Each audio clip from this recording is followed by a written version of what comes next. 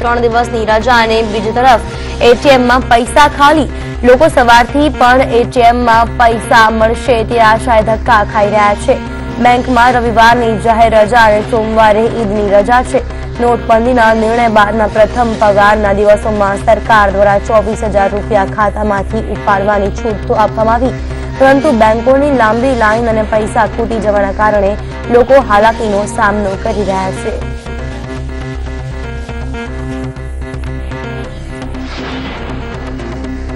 નોટબંધીના નિર્ણય બાદ બેંકોમાં સળંગ 3 દિવસ રજાનો આ બીજો તબક્કો છે, ત્યારે વધુ એકવાર લોકો માટે એટીએમ જ આધારનું કેન્દ્ર રહ્યા છે। સુરત, અમદાવાદ, રાજકોટ, વડોદરા, જામનગર અને ભાવનગરમાં બેંક એટીએમ બહાર લોકોની કતારો જોવા મળી રહી છે।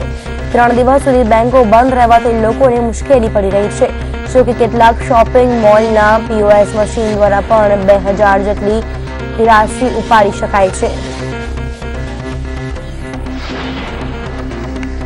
નોટબંધીનો આજે 33મો દિવસ છે, ત્યારે હજુ પણ લોકો હાલાકી ભોગવી રહ્યા છે। તો વાત કરીએ શાક માર્કેટની, તો અહીં પણ નોટબંધીની અસર જોવા મળી છે। નોટબંધીના કારણે શાકભાજીના ભાવ તળિયે પહોંચી ગયા છે। હોલસેલના વેપારીઓને ખાસ હાલાકી પડી રહી છે। હોટલોમાં મંદીનો માહોલ હોવાથી શાકભાજીનું વેચાણ ઘટી ગયું છે।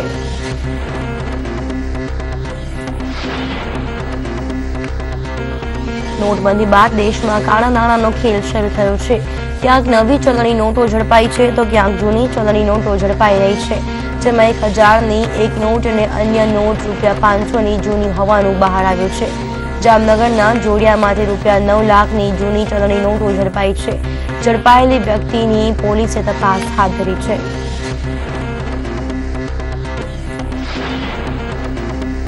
વલસાડના હાલર વિસ્તારમાં આવેલા ઈશાન એપાર્ટમેન્ટમાં રહેતા નિલેશ રોજવાડિયાએ બેંકમાં 10 કરોડ જેટલી રકમ જમા કરાવી હતી।